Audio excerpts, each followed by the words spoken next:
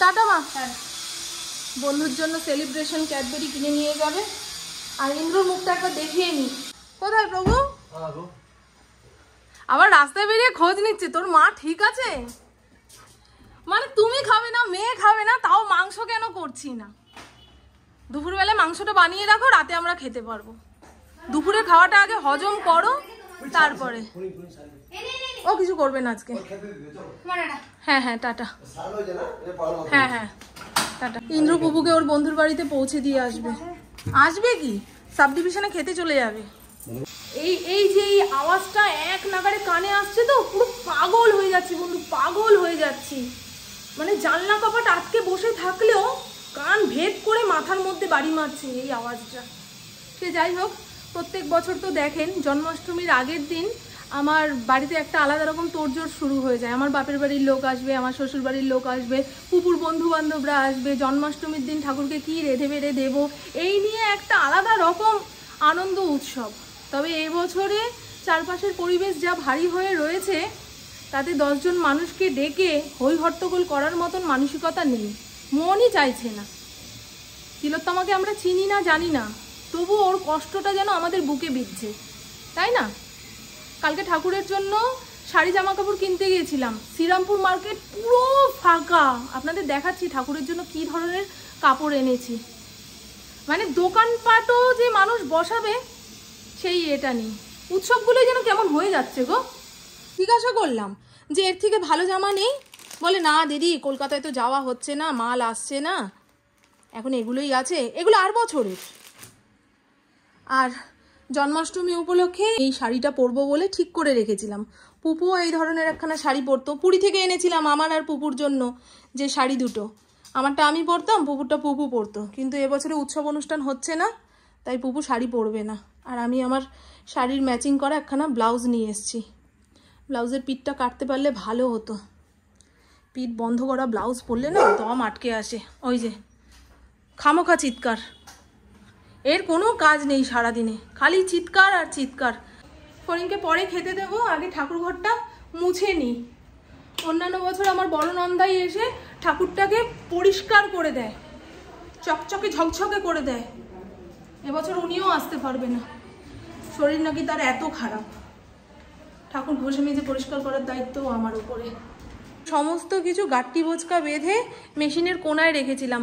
সেদিন ঘর পরিষ্কার করতে এসে সোফার ওপরে রেখেছে। যতক্ষণ না পরিষ্কার করতে পারবো ততক্ষণ যেন চোখ সরছে না, বারবার এদিকেই চোখ যাচ্ছে।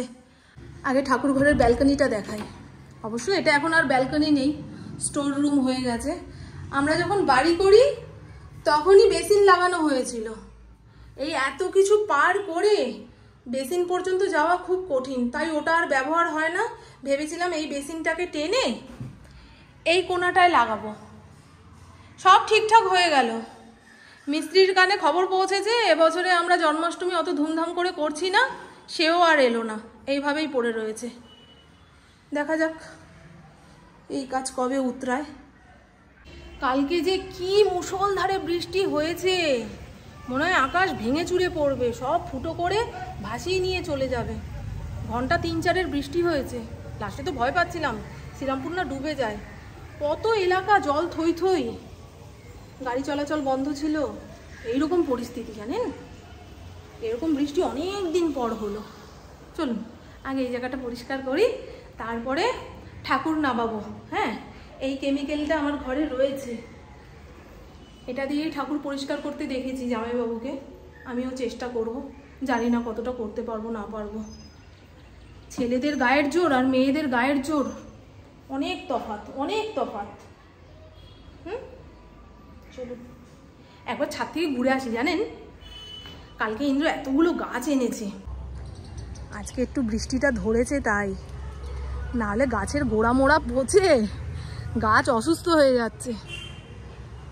এ বাবা, এই দেখুন, দেখেছেন কি পরিস্থিতি? দোপাটি গাছের গোড়ার মাটি কই, সব ধুয়ে বেরিয়ে গেছে। সূর্যের আলো পড়লে নষ্ট হয়ে যাবে, এখনই একটুখানি পুঁতে দিই। এই গাছগুলো ঠিকঠাক রয়েছে, নিচে প্লাস্টিক দেওয়া তো। চলুন, হ্যাঁ এতবার বলার পরে গাছ যখন এনে দিয়েছে, এখন অবহেলায় নষ্ট হয়ে গেলে কৈফিয়ত দিতে হবে। তারা আনতে দেরি করুক, ক্ষতি নেই। আমার অবহেলায় নষ্ট হলে সেটা বারবার বলবে, এনে তো দিয়েছিলাম, কি করলে, এই সমস্ত। বাবারে, পুঁই শাকের ডাটা যেখানে যেখানে ফেলেছি একটা ডালও নষ্ট হয়নি, প্রত্যেক কটা থেকে গাছ বেরিয়েছে। এত পুঁই শাক খাবে কে? দেখুন মাটিগুলো কেমন কাদা কাদা হয়ে রয়েছে। হ্যাঁ, এগুলো তো গাছের জন্য ক্ষতিকর। একটু হাফ শুকনো হাফ ভেজা মাটিতেই গাছ ভালো হয়, সেটাই তো জানি। এটা কি নষ্ট হয়ে গেছে? পুঁতে পাতে রেখে তো দিই। এই গাছগুলো বসানোর জন্য টবের দরকার, আমার কাছে আর টব নেই। এবারে আর প্লাস্টিকের টব আনবো না, মাটির চালি টব ব্যবহার করব।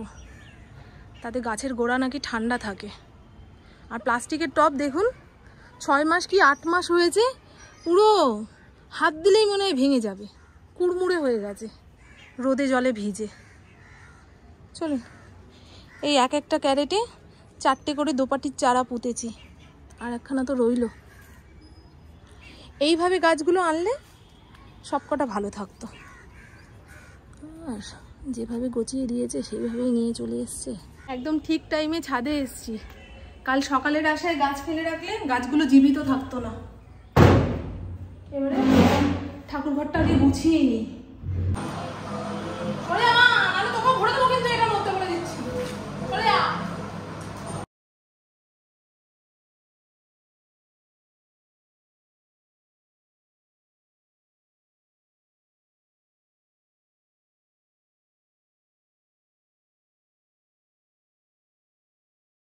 এই ঘড়িটা বেশ অনেক দিনের, নষ্ট হয়ে গেছে। ফেলবো ফেলবো করে আর ফেলা হচ্ছে না। যে কটা জিনিস ফেলার সেগুলো এখানে রাখলাম, ইন্দ্র সময় করে ফেলে দেবে। এবারে কেউ কিন্তু বলবেন না যে তোমার বাড়িতে এতটা জায়গা, ঠাকুরের উনুন আলাদা করো না কেন। ওই 3 তলার ঘরে গ্যাস সিলিন্ডার ওঠানোর মতো লোক আমার বাড়িতে নেই। এটা মুছে নিলেই হয়ে যাবে, আগুনে কোনো দোষ নেই বন্ধু। যাদের বাড়িতে জায়গা নেই তারা কিভাবে করছে। আমার বাড়িতে জায়গা আছে বলে ঠাকুর আলাদা রকম চাইবে, আর যাদের বাড়িতে জায়গা নেই তাদের বাড়িতে ঠাকুর কলা পাতায় খাবে না। ঠাকুর সবার জন্য সমান। একেবারে রাতের ডাল তরকারি বানিয়ে রেখেছি, রাইস কুকারে যেটুকু ভাত বানিয়েছিলাম আমার আর ফড়িংয়ের হয়ে গেল। রাতের দিকে গরম ভাত চাপাবো। আজকে সন্ধেবেলায় আমার মা চলে আসবে। সূর্য মনে হয় আসবে না, কাল সকালবেলায় একটা টিউশন রয়েছে। ও যদি আজকে চলে আসে তাহলে মাকে কাল সকালবেলায় উঠে ওকে তৈরি করে টোটোতে চাপাতে হবে, স্যারকে ফোন করতে হবে, আবার ঠিক টাইমে যেন পাঠিয়ে দেয়। মায়ের মাথায় হুলুস তুলুস লেগে যাবে। তাই আজকে আসবে না, কালকে টিউশন সেরে আমার বাড়িতে আসবে। আর মায়ের ঠাকুরও এবছর আমার বাড়িতে আসবে না। ঘর ভাঙার পরে মায়ের ঠাকুর গেছে ঠাকুমার ঘরে। বড় করে জন্মাষ্টমী করলেও ঠাকুর আসতো না, আর এমনিও আসবে না। নাহলে মায়ের ঠাকুরের জন্য তো জামা কাপড় কিনতে হতো। যদিও মা আমার কেনা জামা ঠাকুরকে পরায় না জন্মাষ্টমীর দিন, মা নিজের হাতে যেটুকু সেলাই করতে পারে সেটা দিয়েই তার জন্মাষ্টমী কাটে। বিছানায় বডি ফেলার আগে ওয়াশিং মেশিনে যে কটা জামা কাপড় রয়েছে সেগুলোকে মেলে দিই। একবার শুয়ে পড়লে না এই সমস্ত কাজ আর করতে ইচ্ছা করবে না। আমার শরীরে যতক্ষণ শক্তি থাকে, মনে ইচ্ছা থাকে, ততক্ষণ পরপর কাজগুলো করে নেওয়ার চেষ্টা করি। একবার থাক বলে রেখে দিলে পরে আর শরীর নাড়াতে ইচ্ছা করে না, জানেন। ফড়িংকে খেতে দিলাম, আমি খেলাম। এবারে আধা ঘন্টা 1.5 ঘন্টা রেস্ট না নিয়ে অন্য কাজগুলো করতে পারবো না। এখন বর্ষাকাল, জামা কাপড় কাচা ধোয়া হলেই মেলে দাও। বাইরেটা এখনো অন্ধকার করে রয়েছে, বিকেলের দিকে বৃষ্টি হওয়ার সম্ভাবনা। পুজো পার্বণের আগের দিন বিকেলে সকালে বৃষ্টি হলে মানুষজন কেনাকাটা করবে কি করে? হ্যাঁ, আগের দিন কলকাতা থেকে আসার সময় শ্রীরামপুর স্টেশনে নেমেছি, ভাবলাম গোপালের জামা কাপড় কিনে নিয়ে আসি। ভালো দেখতে পেলাম না, আনলাম না। মনে হলো জন্মাষ্টমীর আগের দিন অনেক ভালো ভালো জামা কাপড় পাওয়া যাবে। উমা, কিনতে গিয়ে দেখি না, সেদিনকে যাওয়া বা ভালো পাওয়া যাচ্ছিল, কালকে তো কিছুই দেখতে পেলাম না। ইন্দ্রকালকে বৃষ্টিতে ভিজে বাড়ি এসছে। এই জামাটা ধুয়ে দিয়েছে না বৃষ্টির জলে ভেজা জামা, বুঝি না গো। যখন যখন পৃথিবীতে অধর্ম হবে তখন তখন ভগবান জন্ম নেবেন, কিন্তু কবে? অধর্মর ঠেলায় আমরা তো সব তলিয়ে যাচ্ছি। ভগবান যে রূপে জন্ম নিক না কেন, নিশ্চয়ই জন্ম নিয়ে এই পাপীদের পাপ শেষ করবে। আর পারছি না বাবা, সব কিছুর মাঝখানে যেন তলিয়ে যাচ্ছি। মানুষের মনে এখন হিংসা, লোভ ভরে ভরে রয়েছে। মানুষ মানুষকে সহ্য করতে পারছে না, কেউ কাউকে ভয় পাচ্ছে না। ভগবান তো দূরের কথা, যাকে সামনে দেখতে পাচ্ছি তাকেই ভয় পাচ্ছে না। আর ভগবান তো অদৃশ্য, খুব পুণ্য না করলে তাকে পাওয়া যায় না, দেখা যায় না, তাকে কি বিশ্বাস করবে? কয়েকদিন আগে ওই হাতিটাকে মেরে দিল। ভগবানের সৃষ্টি সমস্ত কিছু মানুষ যদি এইভাবে শেষ করে দেয় তা ভগবানের বদলা নেবে না? নিশ্চয়ই নেবে। তবে পাপীদের সঙ্গে যেন পুণ্যবানদেরও নিয়ে না চলে যায়, এটাই যা। ওই যে তোরা পাপ সহ্য করতে পারবি না, চলে আয় আমার কাছে, এখানে ভালো থাকবি, এই বলে পুণ্যবান লোকগুলোকে টেনে নেবে, ওটা যেন না হয়। পাপীদের পাপ বিনাশ করার জন্য তুমি আসো, এমন শাস্তি দাও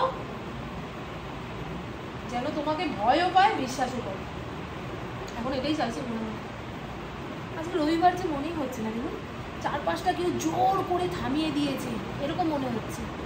রোদ ঝলমলে দিনে মন মেজাজ একরকম থাকে, আবার মেঘলা মেঘলা দিনে মনটা কেমন উদাস হয়ে যায়। থাক, কাজকর্ম পরে হবে, এখন একটুখানি শুয়ে বসে গড়িয়েও আলিস্য করি। আর বর্ষাকালে মনে হয় জানলার সামনে সারাটা দিন বসে বসে আমি বৃষ্টি দেখি, ওটাই আমার একমাত্র কাজ। কিন্তু সেটা তো হবে না, সংসারী মানুষ কোথাও গিয়ে শান্তি পাবে না, সংসার তার কাঁধে মাথায়। সেদিন লবঙ্গলতিকার গাছটা এই টবের মধ্যে বসিয়েছি, দেখুন পাশ দিয়ে আর একটা গাছ বেরিয়েছে। এই গাছটা একটু বাউনিও দিয়েছে। এই মাত্র মিশো অ্যাপ থেকে ঝাড়ুটা আসলো, দুটোর কম্বো ছিল, একটা নিচের ঘরে রেখেছি, একটা ওপরের ঘরে নিয়ে আসলাম। আমাদের গলি দিয়ে এক ফেরিওয়ালা যায়, তার থেকে আগের ঝাড়ুগুলো নিয়েছিলাম, সেগুলো হাইটে অনেকটা ছোট, কোমর ঝুঁকিয়ে ঘর ঝাড় দিতে হতো। কিন্তু এটার ডান্ডাটা এত বড় আর দামেও কম। দুটো ঝাড়ু নিয়েছে 213 টাকা, আর ফেরিওয়ালার থেকে যে নিয়েছিলাম দাম চায় 180 টাকা। হাতে পায়ে পড়ে 150 টাকা দিয়ে দুখানা ঝাড়ু নিয়েছিলাম। তবে সেই ঝাড়ুর থেকে এই ঝাড়ু অনেকটা পোক্ত আর ডান্ডাটাও লম্বা, ঝাড় দিতে সুবিধা ভাই। এখন অল্প বয়সেই মানুষের কোমরে হাঁটুতে দোষ হয়ে গেছে। এবারে হাত পা ধুয়ে জামা কাপড় ছেড়ে ঠাকুর ঘরে যাই। পুপু তো এখনো আসলো না, একবার ফোন করি। হ্যালো বন্ধুরা, আমাদের মধ্যে প্রায় 90% মানুষের চুল ঝরে যাওয়া, পড়ে যাওয়ার সমস্যা 12 মাস লেগে থাকে। আবার শীতকাল বর্ষাকালে এই চুল ঝরে যাওয়ার সমস্যা যেন 4 গুণ বৃদ্ধি পায়। তার উপরে যেই জায়গা থেকে চুল ঝরে গেল সেখানে নতুন করে চুল আসছে না, তবে কি টাক দেখা দেবে? এই চিন্তাতে আমাদের দিনের খাওয়া, রাতের ঘুম প্রায় উড়ে গেল বললেই চলে। তবে এখন আর চিন্তা নেই, মামাআর্থ আমাদের জন্য নিয়ে চলে এসছে Mamaearth rosemary hair growth scalp serum, Mamaearth rosemary anti hair fall shampoo, Mamaearth rosemary anti hair fall conditioner. এই তিনটি প্রোডাক্টের মধ্যেই রয়েছে রোজমেরি ও মেথির গুণাগুণ। রোজমেরি আমাদের হেয়ার গ্রোথে সাহায্য করবে আর মেথি দানা হেয়ার ফল কন্ট্রোল করবে। Mamaearth rosemary hair growth scalp সিরামে রয়েছে নজেল অ্যাপ্লিকেটার, যেটা দিয়ে আমরা চুলের গোড়ায় 1 ফোঁটা 2 ফোঁটা করে সিরাম দিয়ে দেবো, তারপরে ফিঙ্গার টিপস দিয়ে ভালো করে মাসাজ করে নিতে হবে। এরপরে Mamaearth rosemary anti hair fall shampoo দিয়ে চুলটাকে ভালো করে শ্যাম্পু করে নিতে হবে। তারপরে ব্যবহার করব Mamaearth rosemary anti hair fall conditioner. Mamaearth হলো একটি ভারতীয় ব্র্যান্ড। মামাআর্থের যে কোনো প্রোডাক্ট ন্যাচারাল উপাদান দিয়ে তৈরি, এর মধ্যে কোনো রকম হার্মফুল কেমিক্যাল নেই বলে যে কোনো ধরনের ত্বক ও চুলের জন্যই উপযোগী। মামাআর্থের প্রোডাক্ট আপনারা পারচেস করতে পারবেন নাইকা, অ্যামাজন, ফ্লিপকার্ট ও পার্পেল.com থেকে। তাছাড়া মামাআর্থের নিজস্ব যে ওয়েবসাইটটা রয়েছে সেখানে গেলে মামাআর্থের প্রোডাক্ট সম্বন্ধে জানতে পারবেন এবং সেখান থেকে প্রোডাক্ট পারচেস করলে পেয়ে যাবেন বিগ ডিসকাউন্ট। এছাড়া অফলাইনে কেনার সুযোগ তো রয়েছেই, তাছাড়া আমাদের লোকাল শপগুলোতেও এখন মামাআর্থের প্রোডাক্ট পাওয়া যাচ্ছে। মামাআর্থের প্রোডাক্ট ব্যবহার করার পরে যদি মনে হয় প্রোডাক্টের মধ্যে এই জিনিসটা খামতি রয়েছে, তাহলে আমরা মামাআর্থের ওয়েবসাইটে গিয়ে কমেন্ট করতে পারি। মামাআর্থ আমাদের প্রত্যেকটা কমেন্ট পড়ে এবং আমাদের চাহিদা বুঝে মামাআর্থ নিজেদের প্রোডাক্টগুলোকে আরও বেশি ইমপ্রুভ করার চেষ্টা করছে। তাছাড়া মামাআর্থের প্রোডাক্ট পারচেস করার সময় যদি আপনারা আমার এই কুপন কোডটা ব্যবহার করেন তাহলে পেয়ে যাবেন 20% ডিসকাউন্ট। ভাবলাম পুপু এতক্ষণে চলে আসবে, এই ঠাকুর ঘরে আসলাম, একটু পরে ডোরবেল বাজবে। এতগুলো সিঁড়ি ভেঙে নিচে নামবো, দরজা খুলবো, মেয়েকে ওয়েলকাম জানাবো। বাবা, সারাদিনে সংসারের খাটুনির থেকে এই সিঁড়ি দিয়ে ওঠানামা করতে যা খাটুনি হয় তাতেই অর্ধেক জীবন শেষ। কিছু করার নেই, ছোট জায়গার মধ্যে বাড়ি করলে এই এতগুলো সিঁড়ি ভাঙতে হয়। এখন ঠাকুরের গায়ের গয়না খুলে একটা কৌটোর মধ্যে ভরবো, তারপরে দেখালাম কোন কেমিক্যালটা দিয়ে ওনাদের পরিষ্কার পরিচ্ছন্ন করব। অনেকেই বলে ঠাকুরের প্রাণ প্রতিষ্ঠা হয়ে যাওয়ার পরে কোনো কেমিক্যাল ঠেকাতে নেই, কিন্তু আমি এমনিভাবে কি করে পরিষ্কার করতে হয় জানি না। নাবো,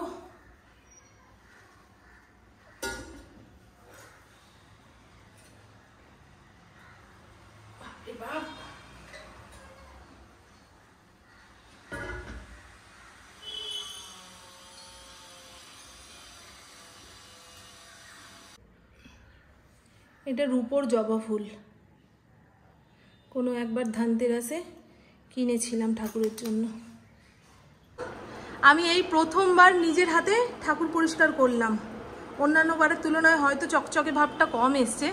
সে যাই হোক, ক্যামেরা অন করে আর আপনাদের দেখালাম না, এরকম মাজাই ঘষাই করতে দেখলে আপনাদের অনেকেরই কষ্ট লাগতে পারে, সেই কারণে পরিষ্কার হয়েছে বন্ধু। আর ঠাকুরের যত জামা কাপড় ছিল সব কেচে ধুয়ে এখন মেলে দেব। এখনো পর্যন্ত ঠিক করতে পারলাম না, আজকেই কি তালের বড়া মালপো বানিয়ে রাখবো না কালকে অনেকটা সময় পাবো কালকেই করা যাবে, কি জানি। মাথা ঠিক করে কাজ না করতে পারলে না অস্থির অস্থির লাগে।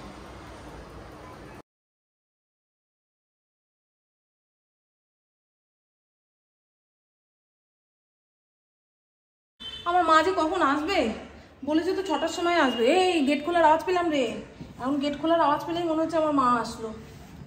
সূর্য দেবতা তো আসবে না, উনি হর্ন হনিয়ে আসবে, গেট পিটিয়ে ভাঙবে। বেল বাজায় না জানেন আমার মা নাকি ডোরবেল দেখতেই পারে না। কতবার এসছে, কতবার দেখিয়ে দিয়েছি এই মামন করে ডাকবে, নাহলে দরজা পিটাবে, এই তো কাজ।